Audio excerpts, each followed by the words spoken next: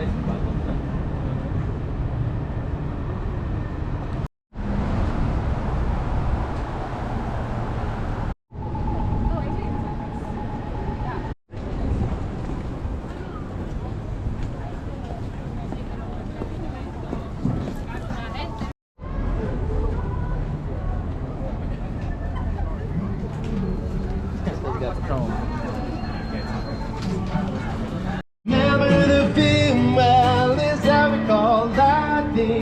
We both kinda liked it, and I said, well, that's the one thing we got to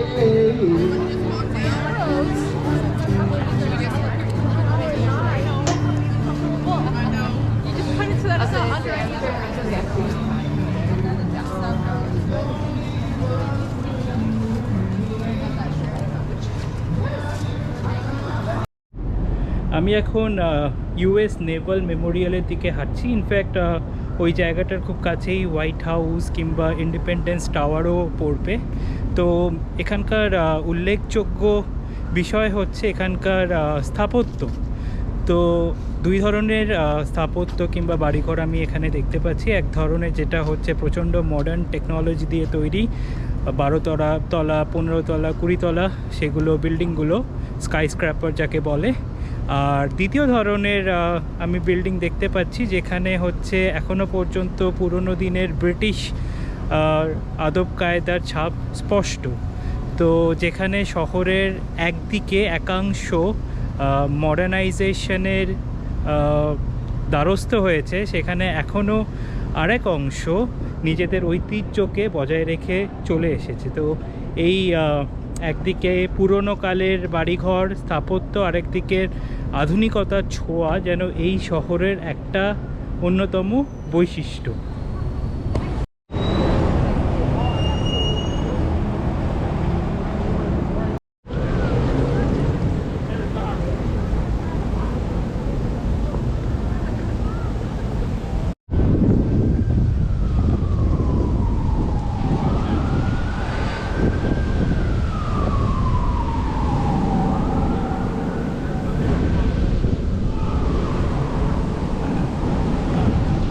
তো আমি নেভাল মেমোরিয়ালে পৌঁছে গেছি।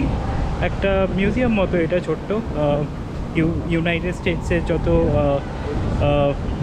C কিংবা marine officers আছে, এতদিন যারা কাজ করেছে, এখন যারা কাজ করছে, তাদেরকে রেসপেক্ট দেওয়ার জন্য এই মেমোরিয়ালটা তৈরি করা হয়েছে। শুধুমাত্র নেভাল মেমোরিয়ালই না, এই জায়গাটার আশেপাশে প্রচুর মিউজিয়াম গড়ে উঠেছে। আমার সামনেই আপনি যে বিল্ডিংটা দেখতে পাচ্ছেন সেটা হচ্ছে একটা ইউনাইটেড স্টেটসের আর্টস মিউজিয়াম। আর ওইদিকে হচ্ছে বাঁদিকে যদি আমি এগিয়ে যাই তাহলে সারি দিয়ে অনেক কটা মিউজিয়ামস পড়বে। আমি কিছুক্ষণের মধ্যেই সেখানে যেতে চলেছি।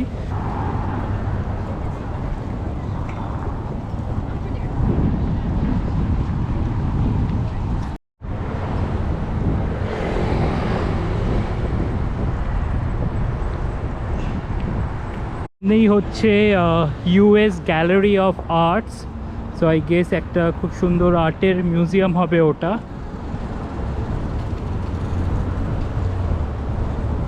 ইউএস নেভাল মেমোরিয়াল থেকে অ্যারাউন্ড 1.1 মাইলস দূরে ইউএস ক্যাপিটাল বিল্ডিংটা।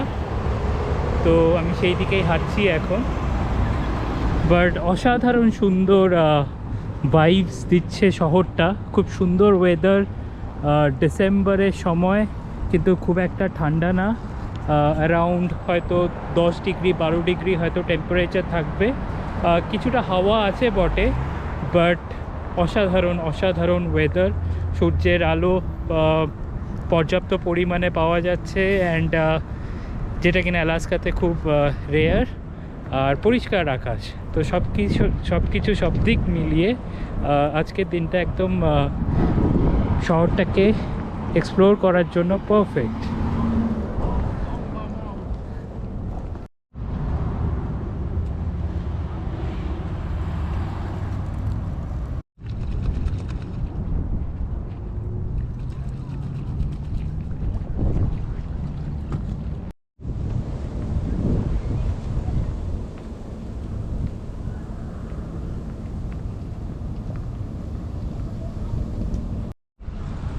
তো আমি এখন চলে এসেছি ইউএস ক্যাপিটল বিল্ডিংয়ের সামনে।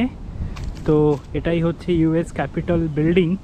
তো ইন্ডিয়াতে যেমন লোকসভা কিংবা স্টেটসে যেমন যে কোনো রাজ্যে যেমন বিধানসভা, ঠিক সেরকমই হচ্ছে এই ইউএসের ক্যাপিটল বিল্ডিং, যেখানে কংগ্রেসের সেনেটর আর আদার্স পলিটিশিয়ানসদের মিটিং এখানেই হয়। ঠিক এর কিছু দূর পরেই হোয়াইট হাউস। তো এখন আমি সেই হোয়াইট হাউসের দিকে এগোচ্ছি।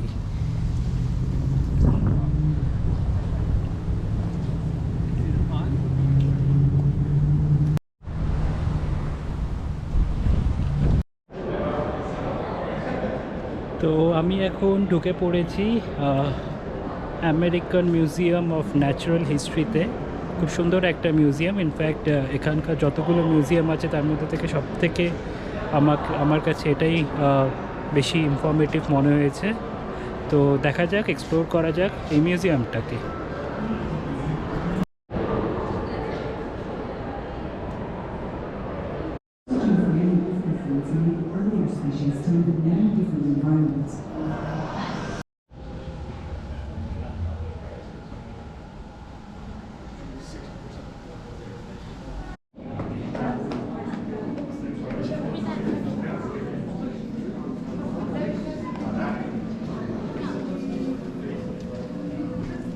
Oh, sorry.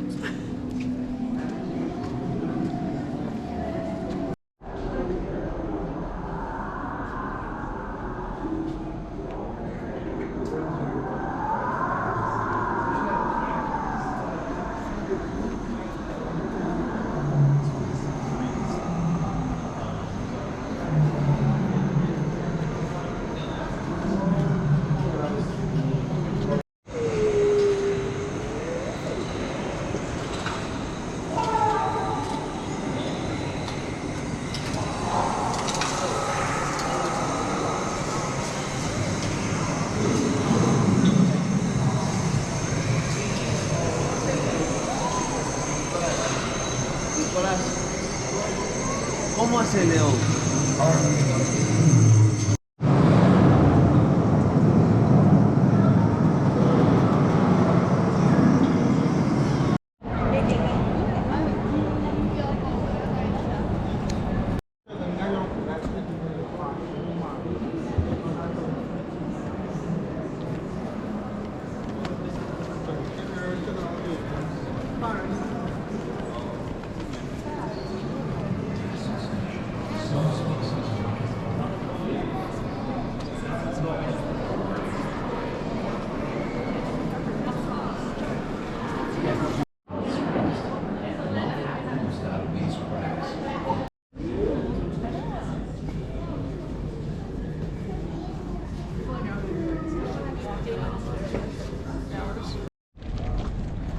তো আমি এখন American museum of natural history থেকে বেরোচ্ছি। এই যে মিউজিয়ামটা, তো আমি একটা ফ্লোর কভার করতে পেরেছি, সেটাও হিউজ ছিল। এরকম 3খানা ফ্লোর আছে, যেটা দেখতে গেলে অন্তত 4-5 ঘন্টা নিয়ে আসা উচিত। সো এখানে আমি একটা অদ্ভুত জায়গার মধ্যে আছি, সেটা হচ্ছে আমার হাতের বাঁদিকে আপনি যদি দেখতে পাচ্ছেন ওই টাওয়ারটা, ওটা হচ্ছে ইন্ডিপেন্ডেন্স টাওয়ার, আর এই দিকে হচ্ছে আপনার ক্যাপিটাল বিল্ডিং। আর এই মাঠটা যে দেখছেন, এই মাঠের দুই পাশে প্রচুর মিউজিয়াম। এই দিকে গেলে, এই দিকটায় গেলে আপনি একটা এরোস্পেস মিউজিয়াম পাবেন, আবার এই ন্যাচারাল হিস্ট্রি মিউজিয়ামের পাশেই হচ্ছে আমেরিকান হিস্ট্রি মিউজিয়াম। আরও অনেক কটা 4-5টা মিউজিয়াম আছে, যেটা একদিক দিয়ে সারি দিয়ে অবস্থিত। ভালো জিনিস হচ্ছে এই সবকটা মিউজিয়ামের এন্ট্রি ফ্রি, তো কেউ যদি যখন খুশি, যতবার খুশি আসতে চায় ততবার সে আসতে পারবে উইদাউট পেইং এনিথিং। তো খুব ভালো একটা জিনিস, অ্যান্ড বলাই বাহুল্য যে খুব ইনফর্মেটিভ এই মিউজিয়ামগুলো। Washington is actually very famous for her museums, and the one that I have visited is the most beautiful, the most informative and the most famous one. তো যাই হোক, এবার আমি যাব ইন্ডিপেন্ডেন্স টাওয়ারের দিকে, অ্যান্ড সেখান থেকে হোয়াইট হাউস থেকে আমি আবার আমার এয়ারবিএনবিতে ফেরার উদ্দেশ্যে রওনা দেব।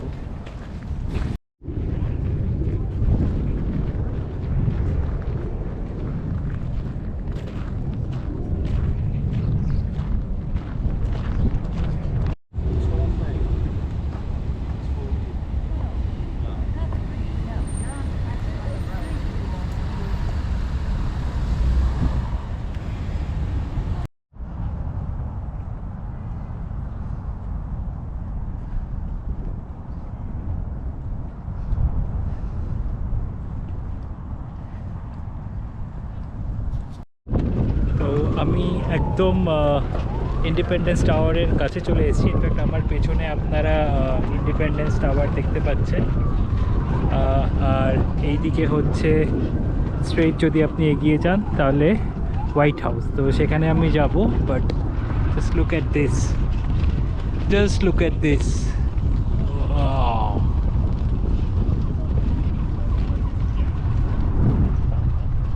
অ্যান্ড সামনে পুরো ওয়াশিংটন শহর দেখা যাচ্ছে। I mean, this facility is situated almost in the heart of the city, and সবসময় ফ্লাইট, হেলিকপ্টার, সার্ভেলিয়েন্স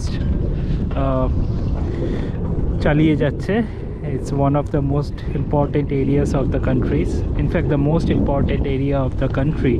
এখানেই প্রেসিডেন্ট থাকে, এখানেই সমস্ত কংগ্রেসম্যানদের কার্যালয়। তো definitely this is the most important place in the country.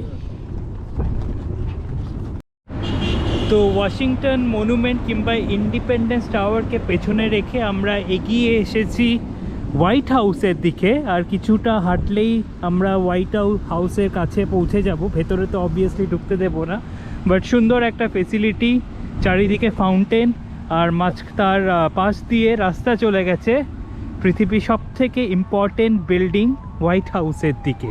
চলুন যাওয়া যাক সেই দিকেই।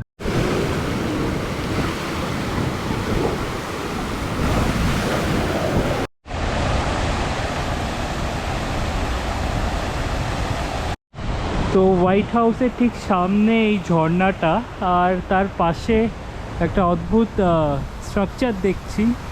এই যে পিলারগুলো দেখা যাচ্ছে, এখানে এক একটা পিলারে এক একটা স্টেটের নাম লেখা আছে। তো টোটাল 50টা পিলার আছে, যেখানে হচ্ছে 50টা স্টেট, আর প্লাস কিছু পিলার এক্সট্রা আছে যেখানে প্রবাবলি ইউনিয়ন টেরিটরি, যেগুলো যেমন new York, road island etcetera etcetera, সেগুলোর নাম খোদাই করা আছে।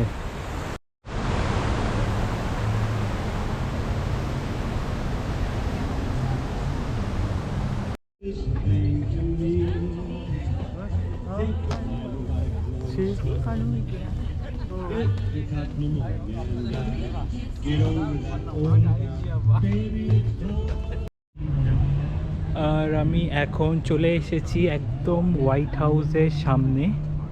ওই যে বিল্ডিংটা দেখা যাচ্ছে সেটাই হচ্ছে হোয়াইট হাউস। এটা হচ্ছে সব থেকে কাছে আপনি যেতে পারেন হোয়াইট হাউসের। এর আগে আরও কাছে যেতে দেওয়া হতো, but I think given the circumstances এখন সিকিউরিটি অনেক কড়া করে দেওয়া হয়েছে। This is the last point, you can see the White House so clearly. যাই হোক, আমি এখন ফিরে যাব আমার এয়ারবিএনবির দিকে। It was really a nice trip. আপনাদের সাথে দেখা হবে আবার অন্য কোথাও, অন্য কোনো ট্রিপে।